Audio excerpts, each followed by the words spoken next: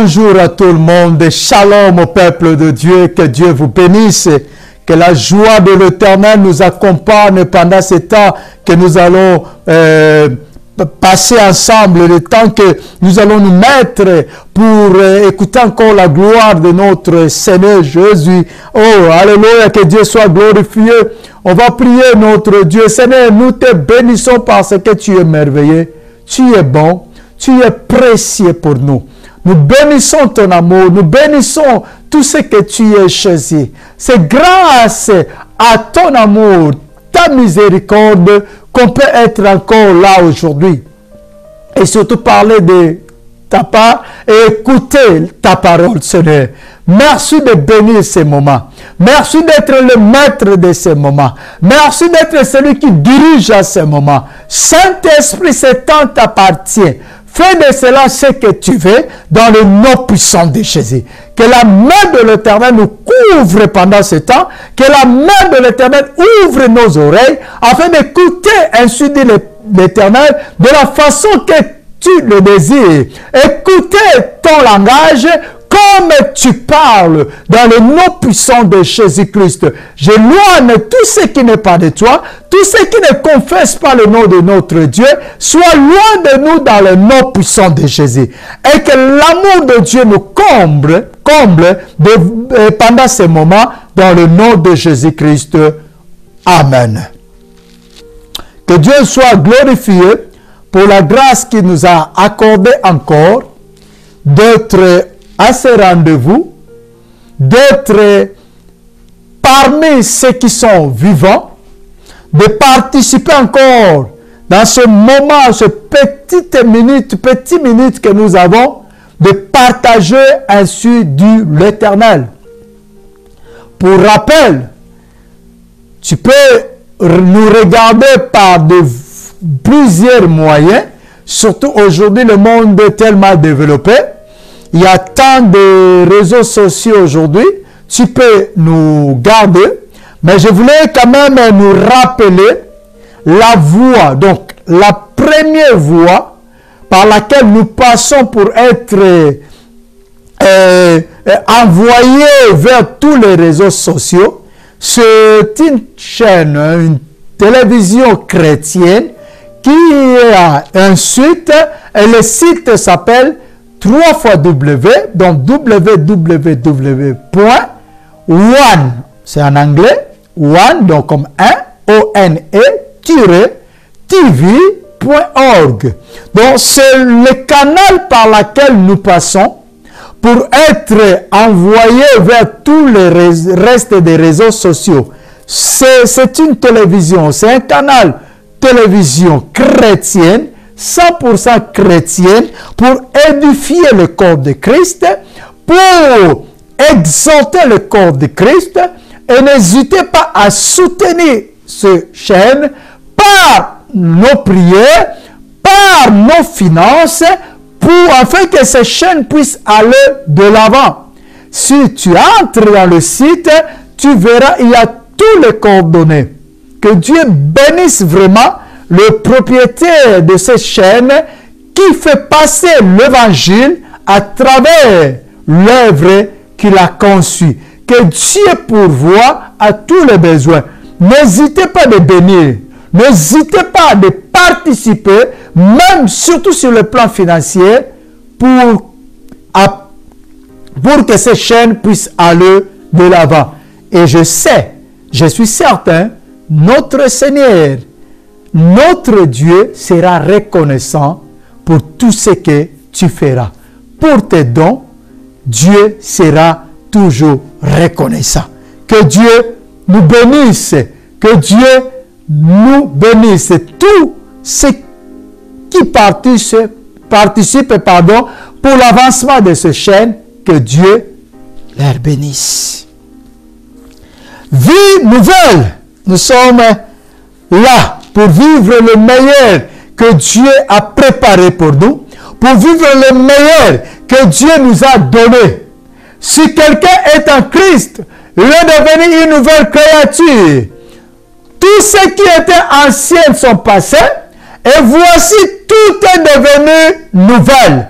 Une vie nouvelle. Pour avoir cette vie nouvelle, bien-aimé, ça demande un travail. Ce n'est pas quelque chose du jour au lendemain, mais ça demande un travail.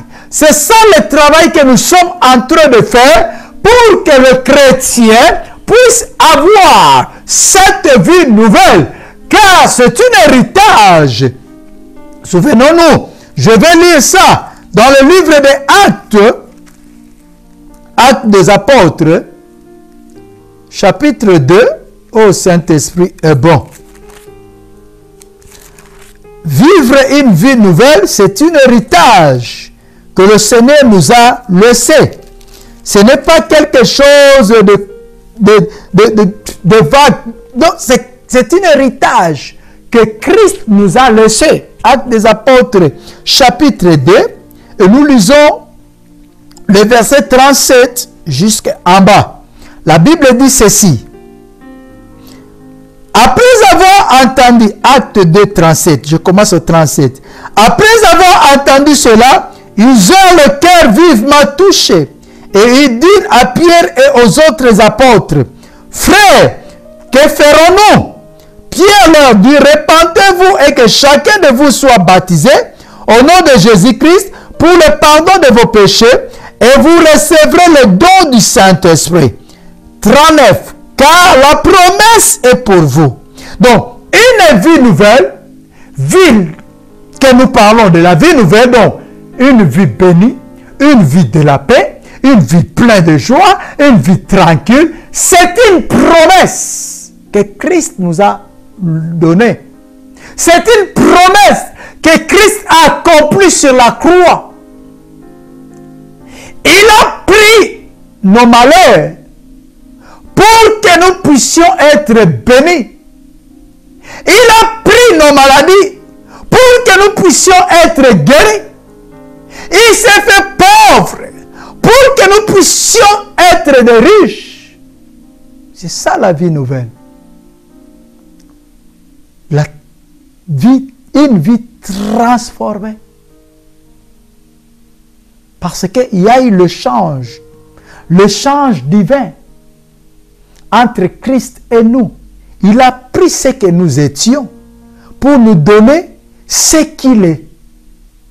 Et la vie de Christ n'est pas une vie de misère, n'est pas une vie de pauvreté, n'est pas une vie de vie spirituelle très bas, n'est pas une vie de problèmes, de rancune, de haine, non, de jalousie, non. Il faut que nous puissions vivre cet échange divin. Car la promesse est pour vous, pour vos enfants, ici il parle du peuple juif, et pour tous ceux qui sont au loin, en aussi grand nombre que le Seigneur notre Dieu les appellera. Actes des Apôtres 2, 39. Méditez bien ce passage, parce que si tu comprends bien ce passage, tu vas comprendre bien cette vie nouvelle. Une vie de repentance où la personne laisse son ancienne vie pour revêtir de la nouvelle vie. Une vie nouvelle, une vie de promesses. Toutes les promesses qui ont été faites depuis la jeunesse s'est accomplie sur la croix. Alors, quiconque croit au Seigneur a le droit de vivre cette vie nouvelle. Quiconque croit au Seigneur a le droit de vivre cette vie nouvelle. Parce que la promesse est pour nous. Quand on parle pour ceux qui sont au loin, donc nous faisons partie de cette promesse. Ceux qui sont au loin en aussi grand nombre que le Seigneur les appellera. Et nous sommes là. Le Seigneur nous a appelés. Nous sommes là. Peu importe ta nationalité, peu importe ta race. Mais si tu crois au Seigneur Jésus-Christ, tu es là. Tu es appelé en aussi grand nombre que le Seigneur notre Dieu les appellera. Donc la promesse nous appartient. Vivre une vie nouvelle, c'est à nous. C'est le nôtre, bien-aimé. Mais nous sommes en train de parler de la prière. Comment cette vie nouvelle doit être accomplie. Comment cette vie nouvelle doit être possible. C'est là qu'on a parlé de prière de notre Père. Vous vous souvenez, Matthieu 6, 9 à 13. Et nous sommes au 13e verset. Ne nous induis pas dans la tentation, mais délivre-nous du malin. Mais délivre-nous du malin. Ne nous laisse pas dans la tentation, mais délivre-nous du malin. Ne nous abandonne pas dans la tentation, mais délivre-nous du malin. Donne-nous la force de vaincre la tentation. Et cette force, nous en avons. Nous avons cette force, bien-aimés. Seulement, nous n'arrivons pas à se maintenir, à résister devant la tentation à cause de nous, nos états. Nos états. La Bible dit une chose là que nous allons développer, Romains 13, 8. Et nous allons descendre, aller jusqu'à 12. Romains 13, 8 à 12. La Bible dit ceci. Ne devez rien à personne, si ce n'est de vous aimer les uns les autres, car celui qui aime les autres a accompli la loi. Ne devez rien à personne, si ce n'est de vous aimer les uns les autres, car celui qui aime les autres a accompli la loi. Des choses, des clés que nous devons avoir. En effet, le commandement, tu ne commettras pas l'adultère, tu ne commettras pas de meurtre, tu ne commettras pas de vol, tu ne rendras pas de faux témoignages, tu ne convoiteras pas. Et tout autre commandement se résume dans cette parole, tu aimeras ton prochain comme toi-même. 10. L'amour ne fait pas de mal au prochain. L'amour est donc l'accomplissement de la loi. 11. D'autant que vous savez à quel temps nous sommes. C'est l'heure de vous réveiller en fin du sommeil, car maintenant le salut est plus près de nous que lorsque nous avons crié. La nuit est avancée, le jour approche. Dépouillons-nous donc des œuvres de ténèbres et revêtons les armes de la lumière. Romains 13, 8 à 12. Ne devez rien à personne, si ce n'est de vous aimer les uns les autres. Ne nous induis pas dans la tentation. Ne nous abandonne pas dans la tentation. Mais délivre-nous du malin. Cette délivrance, c'est quoi? Quand tu fais cette prière, et c'est quoi en fait? Délivre-nous du malin. Délivre-nous du mauvais cœur. Parce que le diable profite de nos états pour entrer afin de faire du mal aux autres. Délivre-nous des mauvaises attitudes, des mauvaises choses, de tout ce qui peut laisser la place à l'ennemi de nous travailler. Délivre-nous de tout ce qui ne donne pas gloire à ton nom. Oh, pour être délivré des choses de ténèbres, nous avons besoin d'avoir un cœur rempli d'amour. Ne devez rien à personne. Rien à personne. Ne devez pas de rancune. Ne devez pas de la haine, de jalousie. Ne devez pas de l'argent. Ne devez rien à personne. Si ce n'est de vous aimer les uns les autres. Car celui qui aime les autres a accompli la loi. Celui qui aime les autres a rendu ses prières agréables à Dieu. Celui qui aime les autres a rendu ses prières efficaces.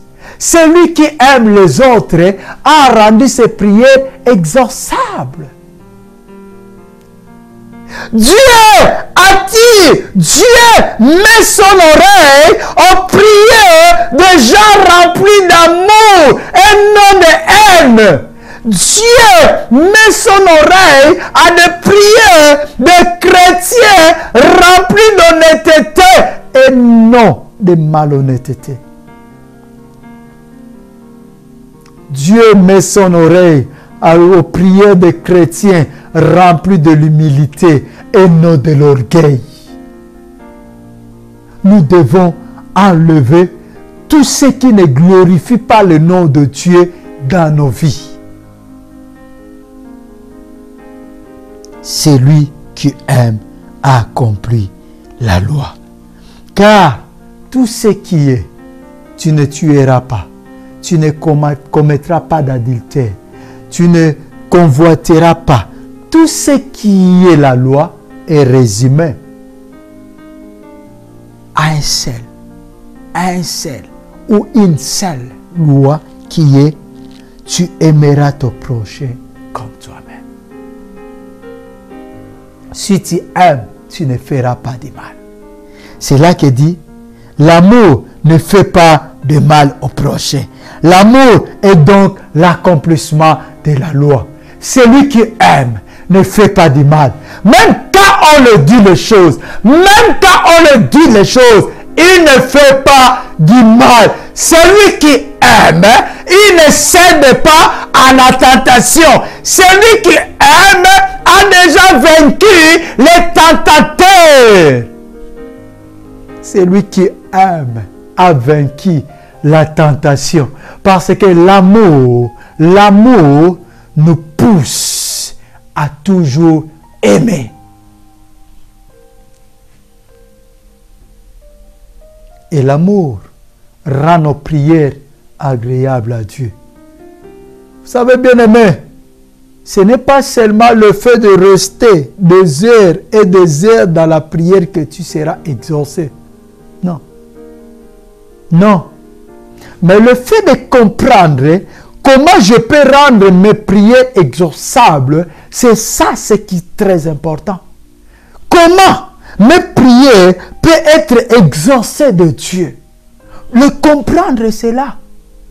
Parce que tu peux passer des jours dans la prière, mais si ton cœur n'est pas bien, si ton cœur n'est pas bon, si tu es quelqu'un que tu fais les choses pour faire du mal aux autres, bien-aimé, tu prieras, oui. Tu seras appelé peut-être un homme ou une femme de prière, oui. Mais le problème, il n'y aura pas des exaucements. Tes prières seront comme des paroles normales. Or, la prière, c'est une puissance. C'est une puissance. Ce n'est pas des choses normales. Quand on prie, on dégage une puissance. Et cette puissance, c'est ça que l'ennemi craint. La prière sur le fait, quand on prie, les ténèbres se sentent vraiment mal à l'aise. Mais il y a beaucoup de chrétiens, même quand ils prient, le ténèbre est à l'aise. Le diable rigole. Les agents ténèbres rigolent.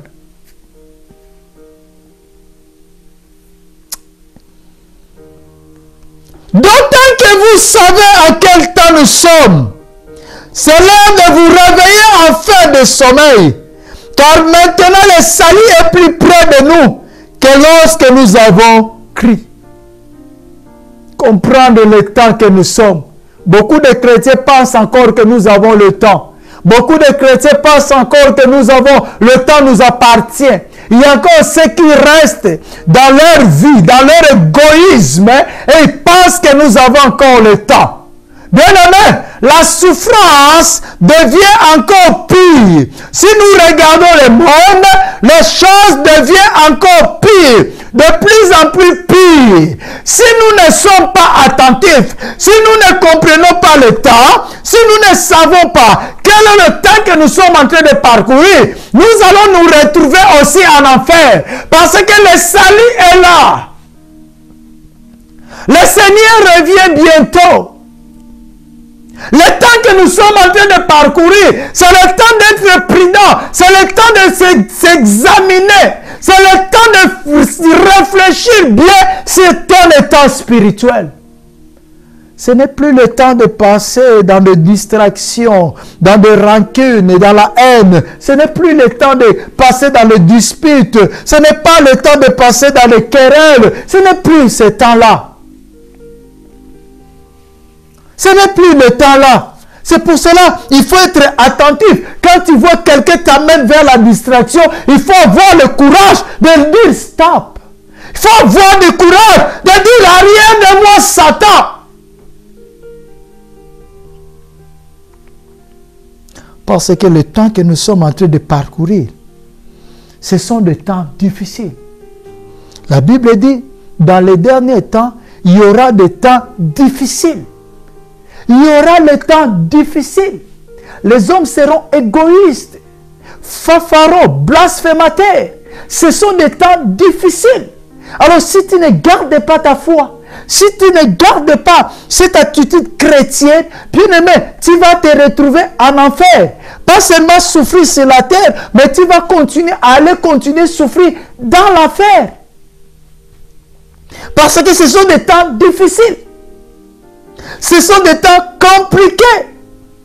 L'heure, c'est l'heure de vous réveiller. C'est l'heure de comprendre que ma vie n'est pas le temple de rancune. Ma vie n'est pas le temple de la haine. Ma vie n'est pas le temple de jalousie. Mon corps n'est pas le temple de problèmes.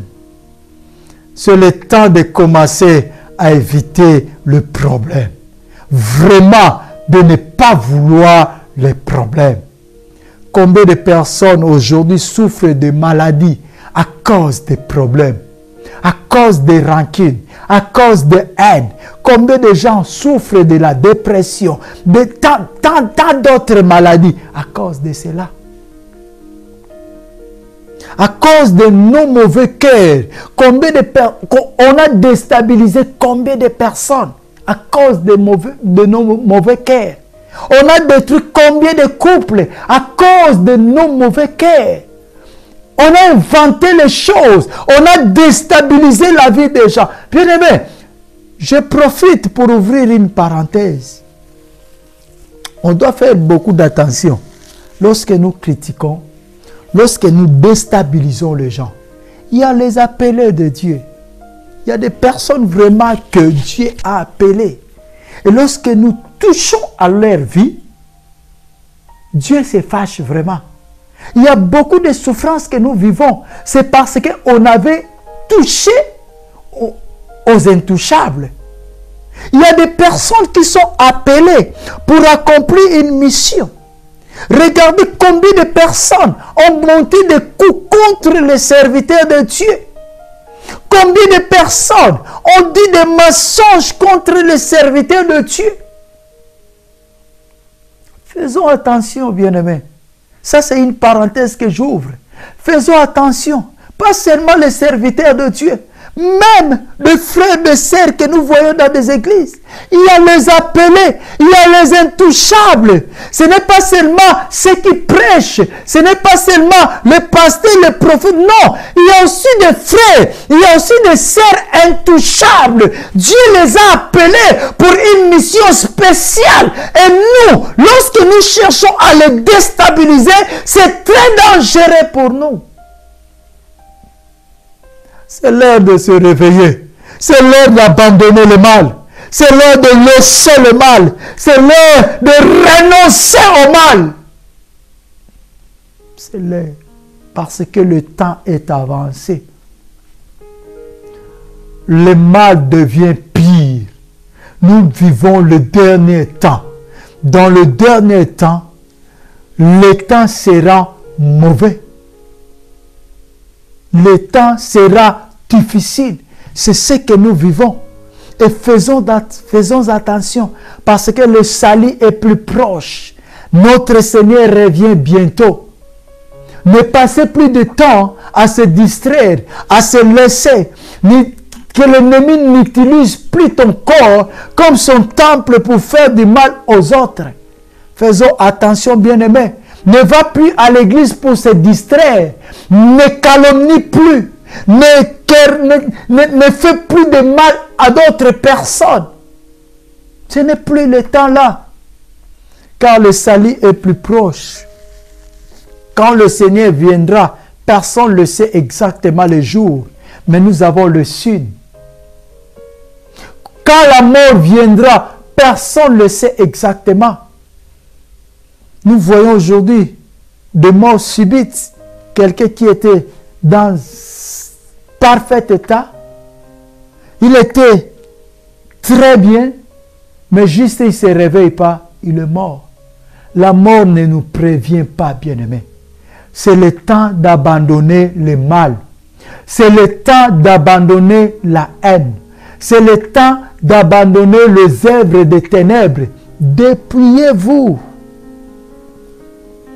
Dépouillez-vous. La nuit est avancée. Le jour approche. Dépouillons-nous donc des œuvres des ténèbres et revêtons-nous les armes de la lumière qui est la vérité, qui est l'amour. Dépouillons-nous des œuvres des ténèbres. Dépouillons-nous de tout ce qui est diabolique. Dépouillons-nous de tout ce qui est satanique et revêtons-nous de la lumière de Dieu. Marchons dans la lumière, marchons dans l'amour, marchons dans la vérité. C'est le temps que nous sommes, bien-aimés. C'est le temps que nous sommes. Examine ton cœur à ce moment. Examine ta vie. Examine tes intentions à ce moment. Tu es toujours prêt à faire du mal à quelqu'un. Tu es toujours à retourner le mal par le mal. Ou maintenant tu es prêt à faire du bien, même à ceux qui t'ont fait du mal. Examine ton cœur. Examine ta conscience. Examine tes intentions. Tu es où? Sache une chose, c'est le temps de la lumière, parce que notre Seigneur revient bientôt. Notre Seigneur est à la porte. Il a besoin que nos cœurs soient purs, que nos cœurs soient propres. Ne fais plus de ton cœur une poubelle, là où il y a le mal, là où il y a des choses horribles. Mais fais de ton cœur un espace qui sera pour la gloire de Dieu. Que le Seigneur nous bénisse. Nous allons nous retrouver à la prochaine opportunité. Restez dans l'amour de notre Dieu. Amen.